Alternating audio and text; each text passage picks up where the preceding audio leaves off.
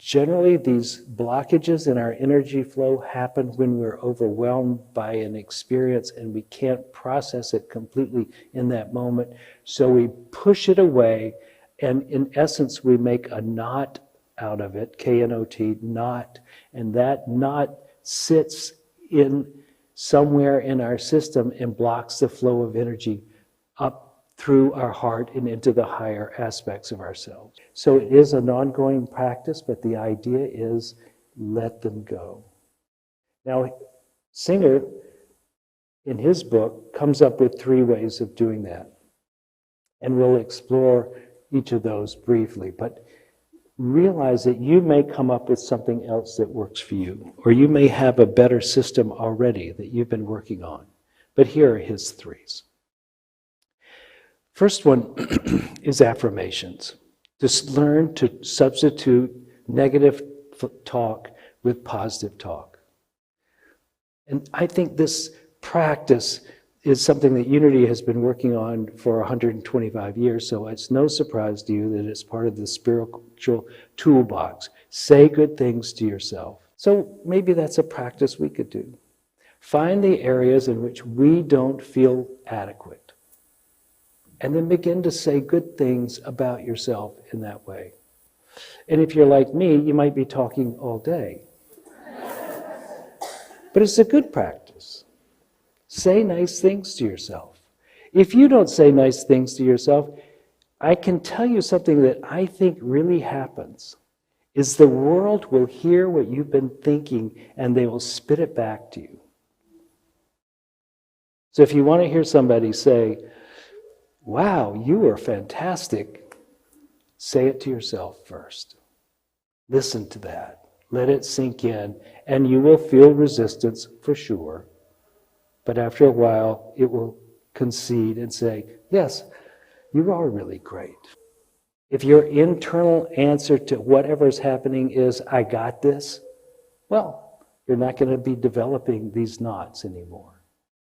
That's a good way. Second way is, he says, is mantra. Mantra is a word you repeat that is supposed to inspire within you a vibration, and that vibration is supposed to steady your mind, and so your mind does not go crazy. Mantra. Say a word. It could be a word we don't know the meaning of, like Om, or it could be a word you do know, love, peace, but it becomes something you meditate on, and you do it with such repetition that the mind just defaults to it. It's a default thing. It becomes, oh, let's use the word, let's say it's Jesus. You use Jesus, and you just come back to Jesus. And, I know people who do that, but I don't think for the same reason.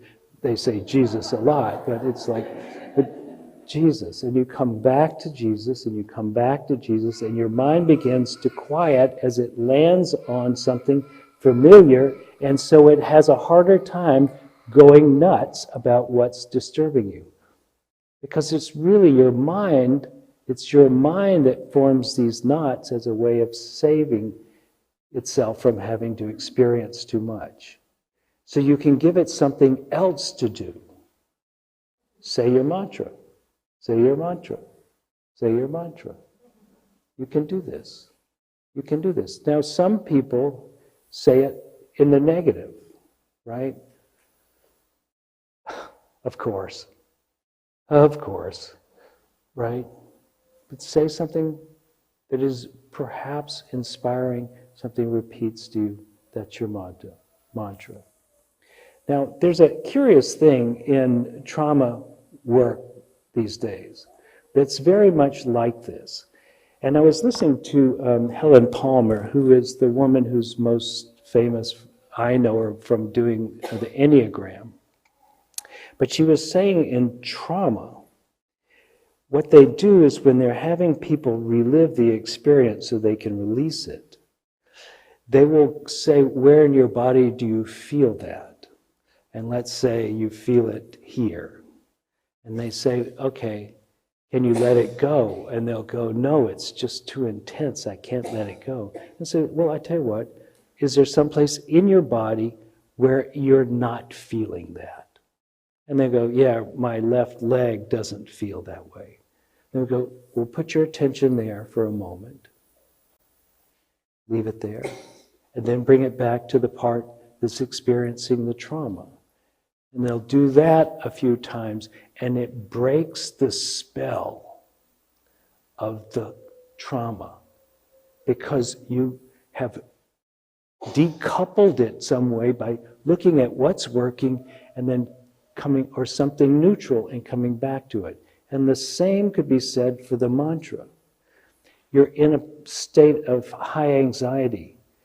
You could pay attention only to the sensations of high anxiety, or you could move your mind to mantra, or you could move your attention to some part of your body that is not anxious, and then come back to it and see how it works. It's very similar to what we covered last week, in which someone said, here's another way of dealing with those experiences. The questions are about 5, easy to remember. What are you experiencing? Could you let go of it? Begins to form a little bit of a gap so that you realize that you are actually not compelled by it, but you're in a place of choice, maybe a little bit of place of choice. Could you let go of it? Answer could be yes or no. Next question is, would you let go of it? Once again, the answer may be yes or no, but you're beginning to get a gap between you and it. You get a gap, a little gap. It's not completely consuming you. Now you're asking questions about it. Could you? Would you? And then you might ask this question, when would you let this go? It just begins to soften the edges. And all those questions are really part of the process of taking your mind off the knot and onto something else. And you don't have to answer, yes, I'm ready, all that. You just let it happen. It will happen. And perhaps you have to repeat the process several times. So the second way of doing it is to give your mind something else to think about other than the thing itself, right? Other than the experience you can't handle. Okay, so, and those 3 ways we just talked about was mantra, a place in the body, and asking yourself questions about it. Okay, now we come to the big one, his way of letting go.